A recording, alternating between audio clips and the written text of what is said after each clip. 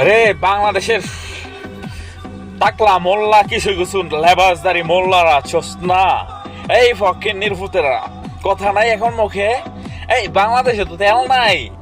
এই ফকির নির্ভূতেরা বাংলাদেশে এমপুলুত চলতে পারে না। এই টোকাইর ভূতেরা বাংলাদেশের প্রশাসনে পুলিশ ডাকতে আনে গাড়ি।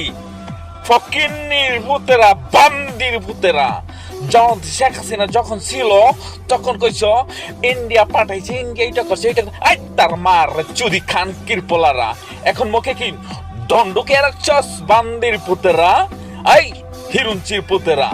আর এই বাংলার নিরীহ জনগণ সকলকে বলতেছি, জননেত্রী শেখ হাসিনা যখন বাংলার মাটিতে ছিল 2 থেকে 3 বছরের জিনিস মজুত রাখতো আপনাদের জন্য। বাংলাদেশে যে কোনো সমস্যা হইলে ওইটা দিয়ে টাকা দিতে পারে। আজকে বাংলার মাটিতে বাংলাদেশের জনতা শেখ হাসিনা নাই, বাংলাদেশটাকে লুটাপেটে খাইতেছে। আমি সবাইকে আহ্বান জানাইতেছি, এই সমন্বয়ক নামের কুলাঙ্গার বান্দের পুতেরা যেখানে পাবেন কলেজ মাঠ ঘাট হাট বাজারে পিঠা দিয়া জাটু দিয়া বাইরে ওদের যে টাকা নিছে সমস্ত টাকা আত্মসাৎ কইরা বাংলাদেশ মাটিতে রাইখা ওদেরকে বাংলাদেশ থেকে বিতাড়িত করেন। এখনো সময় আছে, যখন শেখ হাসিনাকে সসম্মানে বাংলাদেশে ফিরে আনেন।